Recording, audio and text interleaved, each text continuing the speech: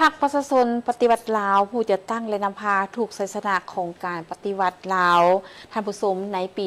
2026 นี้ภาคประชาชนปฏิวัติลาวแม่นมีอายุครบรอบ 71 ปีที่สามารถบริหารนำพาเอาประเทศชาติผ่านพาอุปสรรคนานาประการเฮ็ดให้เศรษฐกิจของชาตินับมือเติบใหญ่และเข้มแข็งพรรคประชาชนปฏิวัติลาวมีต้นกำเนิดจากพรรคคอมมิวนิสต์อินโดจีนซึ่งนำพาโดยประธานโฮจิมินห์เฮ็ดหน้าที่ตีต้านจักรพรรดิลาวเมืองขึ้นแบบเก่าที่เข้ามาหุกหานหวังเบียดยึดเอา3ประเทศอินโดจีนคือลาวเวียดนามและกัมพูชาเป็นหัวเมืองขึ้นและต่อมาพรรคคอมมิวนิสต์อินโดจีนได้แยกพรรคออกมาเป็น3พรรคจนมาฮอดปัจจุบันนี้โดยพันขยายมุนเสื้ออันสง่าองอาจของพรรคคอมมิวนิสต์อินโดจีน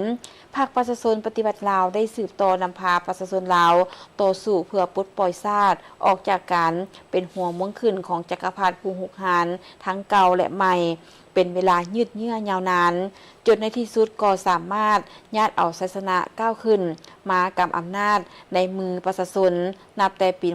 1975เป็นต้นมาจนฮอดทุกวันนี้ซึ่งเว้าได้ว่าตลอด71 ปีแห่งการต่อสู้กู้ชาติและปกปักรักษาพัฒนาประเทศชาติพรรคเฮาได้ผ่านพ้นระยะประวัติศาสตร์มาแล้ว4สมัยมีทั้งต่อสู้กับจักรพรรดิลาวเมืองขึ้นแบบเก่าต่อสู้กับจักรพรรดิลาวเมืองขึ้นแบบใหม่ระยะที่หำบาดแผลสงครามทางปกปักรักษาและทั้งสร้างสรรค์ประเทศชาติไปพร้อมๆกันและระยะแห่งการสร้างสรรค์พัฒนาประเทศชาติบนเส้นทางแห่งการเปลี่ยนแปลงใหม่ที่มีหลักการของพรรคปัจจุบันพรรคเฮาพร้อมก้าวเข้าสู่การนำพาประชาชนลาวบรรดาเผ่าตั้งหน้าพันขยายมติกองประชุมใหญ่ครั้งที่12ของพรรคโดยเฉพาะแม่นโครงการการเมือง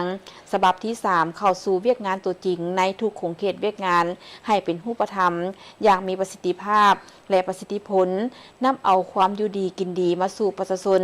พาประเทศชาติให้หลุดพ้นจากสถานภาพด้อยพัฒนาและก้าวขึ้นสู่สังคมนิยมตามเป้าหมาย